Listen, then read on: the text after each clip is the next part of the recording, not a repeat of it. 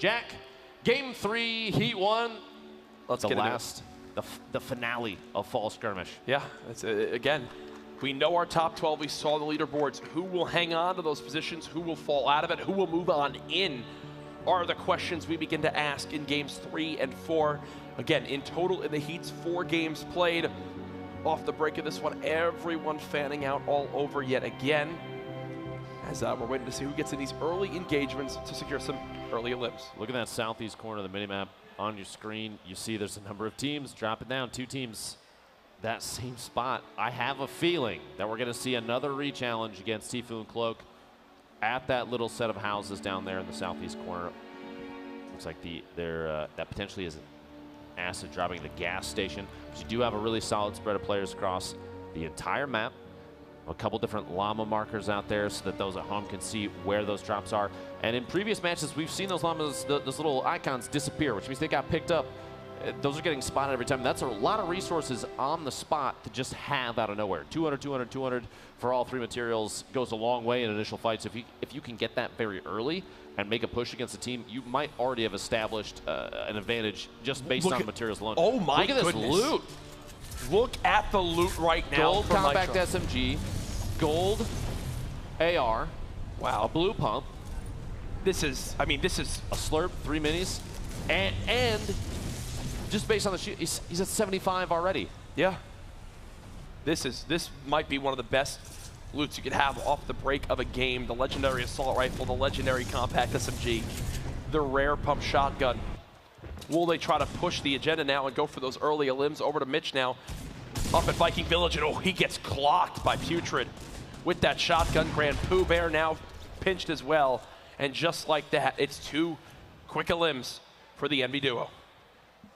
An early established set of elims is going to go a long way. At this point, they need 1 more to pick up a point, and everything beyond that is it's just progress towards a better placement.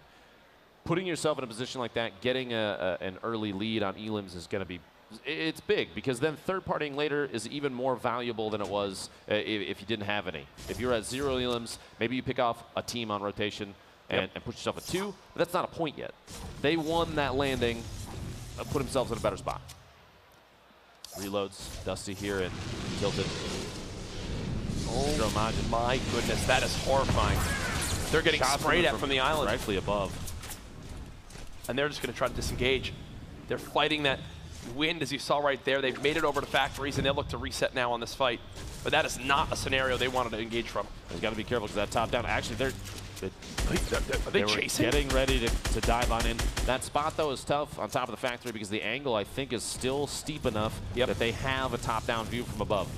Mitchell and Maj are going to have to build up and defend, or as they did, drop down and try and get inside the factory to not get third-party from above. Over now to Rue and Kevlar, each with a knocked teammate. Oh, Rue just gets clocked right there. No shields left, and yeah, Kevlar, it's easy from there. He knew how much damage he had done. Quick little revive coming on in and flush factory, and you'd assume that they just won that area, so now they can go ahead and farm it up. Yeah, here's the view. No players nearby. Blue and Kevlar can now just go and begin to farm materials and get those mats to a great spot, but they are very far from that first zone. I want to point out that it looks like potentially a misplay from Rue in the middle of that. I don't know if you noticed, but he re-peeked the same side of that metal ramp twice in a row, and Kevlar was literally pre-firing with the gray burst at that edge. So as soon as he stepped out, damage happened immediately in the elimination. Re-peeking a different side, always important. Yeah, no, catching your opponent off guard is super, super key. 89 players left as the first zone begins to shrink. In the next 30 seconds, that rocket launcher, it just sounds scary every time it goes off. Flowers gets chunked by that double barrel. Visible 1 HP. Get an edit down his teammate, taking shots from above. Is knocked down, here we go. No! Are you kidding me? 6 health. As MiG lives to see another day there. SMG. I think they had no shotgun, that was the thing. The SMG spray with some aiming mistakes amidst that. There was a lot of heat on that. What a high ground take. Brilliant edit out of that roof. Now Joshua, who had the high ground for the moment, try to get aggressive. Instead, we'll have to seek refuge inside this house. Walls being spammed as grenades are thrown, but no damage landed. See, Left Eye, Geber both have quite a bit of resources. 3-1-1. I think the biggest thing with the resources is their health right now. Look at the difference in health pool. Great grenades, continuing to knock down all this build. Geber with one knock. There's the second as well.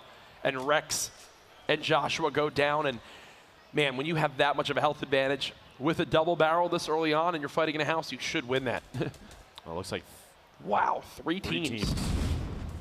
Grandpa on the outside just kind of watching and waiting. Anything you could do to chuck an explosive in, something to get any damage or maybe even a knock while these two teams are pushing in on each other. Big Vicious and Cookie Monster, we've seen a number of times. They're stuck in the, what is this, a garage, a storage room side of this house and try and knock the wall out. I wonder if they know if Grandpa's right in front of them in the southwest, unless he rotated away. Looks like he must have Ooh. That's a risky play right there. They tried to land the snipe,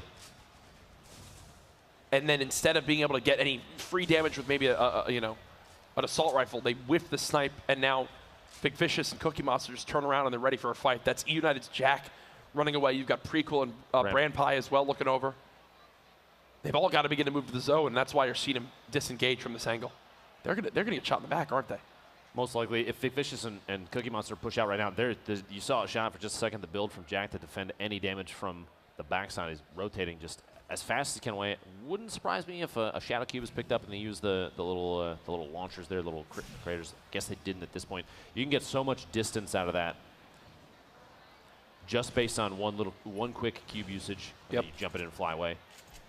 Look at the materials. This is one of those games where if you're these United players, you're just thinking to yourself, man, we need some things to just get very lucky for us, right? Like we need some stuff on our end to save us in this scenario. As Eternal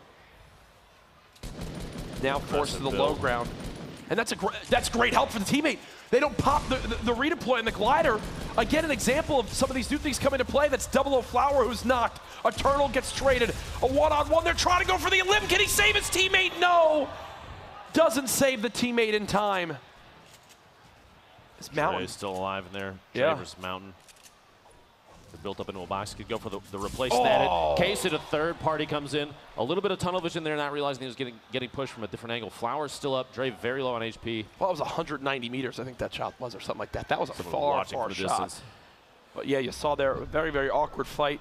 Flower and Dre from Rogue just barely hanging on, built up in a little base. Hopefully they're sitting on a handful of bandages, a med kit, maybe some shield. Anything to build back up, because if K-Sid is still watching, they had to have seen in the feed that he was eliminated by another team. They know that there are eyes on them now. Yep. They can't just freely move out and reposition. They've got to be very cognizant of who else might be watching. You saw as Mitra and Majin are rotating in for the circle, another team was in the air. You're going to have multiple people come in simultaneously at the same spot, potentially. And even down there on the bottom side of the map, you've got the crate. It shows on your map where the crates are. You see just south of Risky Reels. One llama still in play as well in the zone, which 600 materials.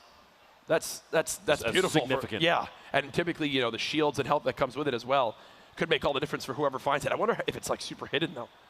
Potentially, we've seen multiple players with basically no resources rotating in. The United players, Ash and Jack, were sitting on very little just because of the situation they were in early game. Granted, they're the other side of the map, but you could have somebody up there run into that llama and totally change the way that they're going to play. Yep. Because they might be playing kind of a starvation style game, so they don't have a whole lot to their name. But you have multiple teams here. Mig, we saw clutch up big moments ago and get a double. Monster and Figures built into a base by themselves. Drama's Mars. Everybody's stacked up in a box together, just kind of trying to stay established, trying to stay in the safe zone. Maybe not get tagged from outside of their fortresses. This coexistence is pretty common in competitive play too, especially during rotations, Jack. You see a lot of players build up inside the same base attached to one another and not necessarily risk an engagement because they don't want to throw away a solid placement. Granted, Monster and Figures, they're close enough to know that both teams are there, but they're not going to push out. There's no need to. Yep.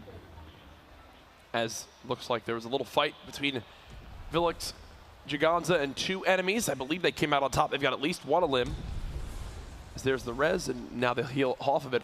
We saw Dre save Flower moments ago, but looks like Dre is going to tick out there. Yep. An elimination given away. Flower's still alive, though, against Bravo and Bartnologist, who kind of have him vertically sandwiched, but just chilling up on the mountain, the top right of the screen. Just chilling up there. Golair, just chilling, dude. I love There's it. no reason to push either. He can sit up top and just slowly tap fire. Yep, and especially with Studios rolled up his teammate. legendary assault rifle. Oh, absolutely. Not much better of a weapon to just tap fire with. Now the grenade coming in, and wow, one well-placed grenade just knocked that entire structure down. Keep in mind the glider redeployed, not going to really knock anybody out, but still, there goes 00 Flower losing that fight to Bartnologist. As the structure was coming down, Bartnologist pulled out a grappler, one of a very common weapon item we've seen a lot of people pick up in this, just because the utility of movement is so important. It looked like he flew away and immediately doubled back and took shots on Flowers. Flowers trying to rotate away from those grenades. Did not pay off, though. We got a lot of teams building up here around containers.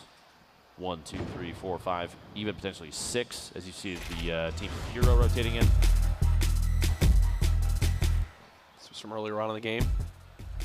Noobtra and Novi, we always mention how they seem to get these early elims. Each game in this heat so far, they've had they've been at 2 elims off the opening minute of the game. Nitro Megan, they're going for it now. Look at how low they are on AR ammo. Barely gets any damage from that shotgun tag, but a quick cleanup there will come on through. It's so key to have those good swap weapons from, I believe, 16 total rounds now to 128. And they've got eyes on the teammate. There goes Austin. This team from Atlantis, so darn good together. I'd like to point out super quick, I was going to say, they are the last ones, it looks like, potentially rotating in the storm. There might be one other team. They were so far out. That glider redeploy coming in big there, but low HP, 9-7. He's going to just barely make it into 5 HP. Now 3 and 1 mini, so 28 total health for the sex flight, and they're getting sprayed at. Oh, lucky med kit. A med right kit above. from the teammate. The Make It Rain bonus has begun as well. $10,000 on the line for whoever gets the most eliminations in these next 2 zones. You got to remember too, if 2 teams tie or if no one gets any elimination during this time frame here, it carries over to the next game. So we'd see a $20,000 Make It Rain bonus, and that'll continue so long as nobody claims it. We see a knock from Bravo on Frosty in the feed there, 41-meter snipe. No elim yet though, and we're going to keep our eyes down there just in case somebody picks up some numbers. Still 60 players left, 59 now. Both F3 players just staying right on the edge of the zone, and Atlantis doing that strategy where when your opponents have that high ground, you build just basically roofs above you and just walk it on and move towards the zone. Right now, I think they're looking for their next area of entry, and that's a great double build. Placing the ramp above will take away the ability to get shot in the back, and a very, very quick build to stop any more shots of coming on in. Crit in the feed takes out Sova from Trouble Boys. You've got a number of eliminations happening during this Make It Rain bonus, so it looks like this one might get claimed as well, unless there's a tie for number 1. We'll have to see here. Knees trying to rotate in. Team from Atlantis built just above the tunnel. I can tell you right now, when they go back and watch this, they're going to wish they knew that that player was near one shot just behind him. But Mindra gets the knock on Roto as they're rotating in. Those F3 players that hugged the edge of the zone, which was an intelligent play at the time, kind of put him in a bad spot. There we go. And look at that. Mindra, Those are the players that were shooting Atlantis in the back. Yep. From the edge of that zone. And because they made the rotation and moved in early, they're rewarded by being able to gatekeep. But now, the script has been flipped on them. They've got to now push on in. They've got opponents shooting the high ground, and here's the build battle about to commence. Mitro moving on up. You've got the grapple for Megan as well. Quick double ramps going on in. The 90 used to get the high ground, and just like that, the high ground has been earned by the Atlantis players. A brilliant rotation, a master class there. 4 limbs so far this game as well.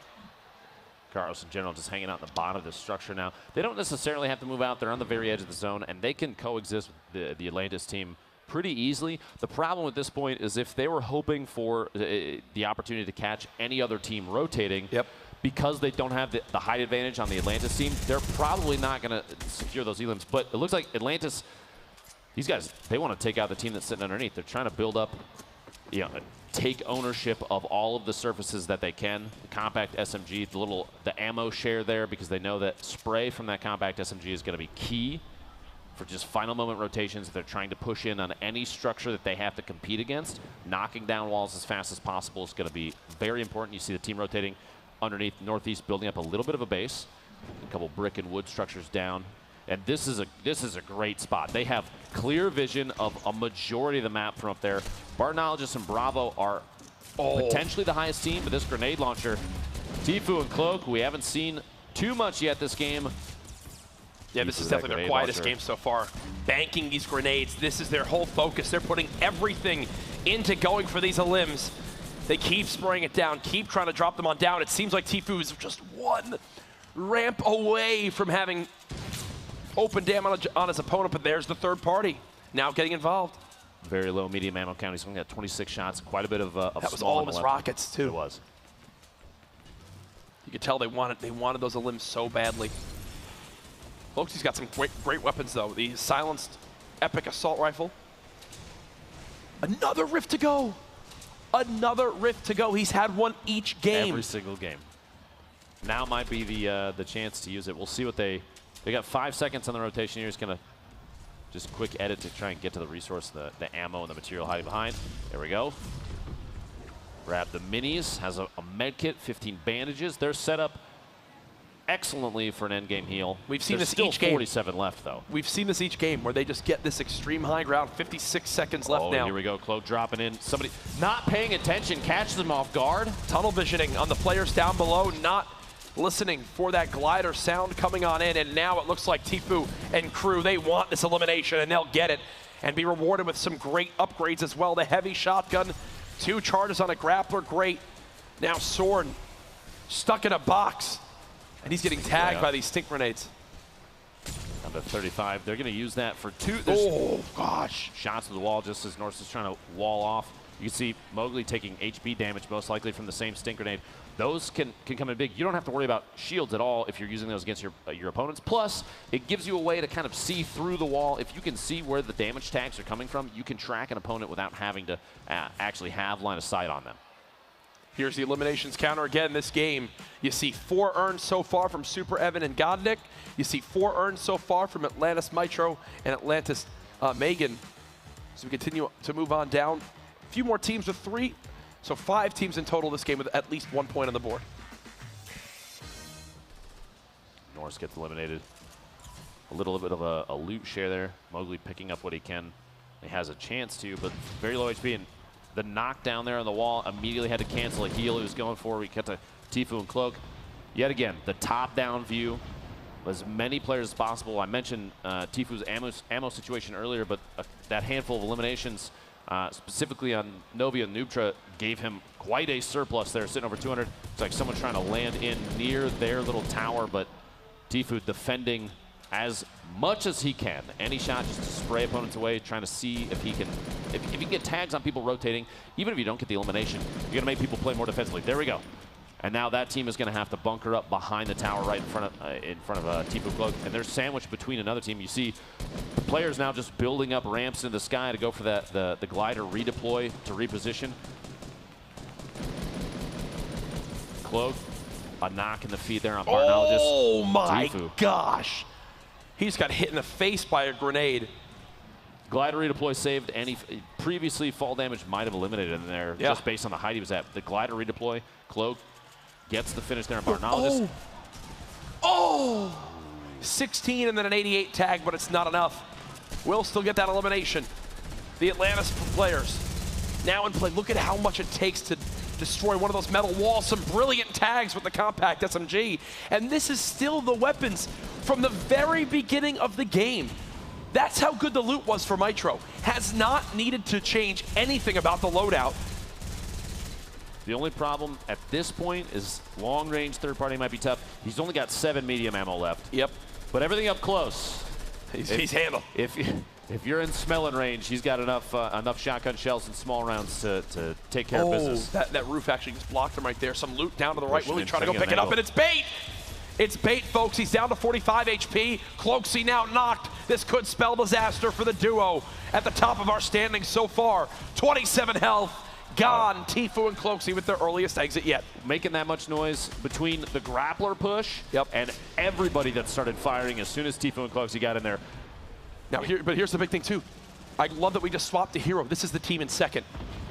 So this is the team currently trailing Tfue and Cloak. See? Solid out there, 83 gets the knock on stage 2. Is going for the elimination immediately, just trying to, at that point, an elim this late does 2 things for you. Puts you 1 point closer, or 1 elim closer to a point for eliminations alone. Plus, with only 25 now, 23 players remaining, that might, if it's late enough, put you higher in placement, which is even more points. Yeah.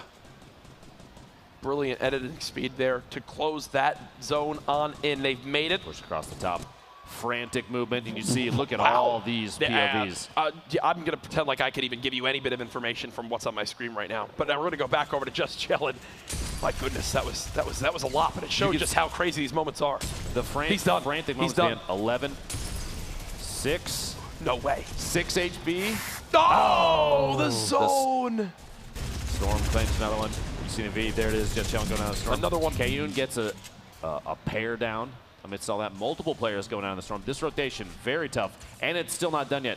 Look at the distance they still have to travel. Yep. 16 players left, 33 seconds. Oh, left he just gets clocked by a shotgun. That's Mitro and Megan still making plays. You see them all over the elimination feed right now. I mean, they've got to be pushing. They've got to be pushing towards the 7 elim bonus at this point. I think they might be in big bonus territory. Goes Kayun. He is 6 himself. 6 himself. If Sean has any, they're probably in big bonus as well. We haven't seen any team activate big bonus just yet, but we might be looking at the first team right now. Kayun and Sean trying to position themselves for catching any rotation off guards. No, they don't. They don't. Sean has 0. Kayun. That's huge. With 1 health, gets the 7th elim. That's another point. That's another point right there. You've got to love that. 1 health as well now for Jaganza. 3 left in this game. Trying to play the low ground. A great shot there. Will they have time to pop the medkit? I don't believe so. The grappler not going to happen. With only 1 health in the victory royale there from the high ground for Korea and Nibs. The first time we've seen a complete duo still alive.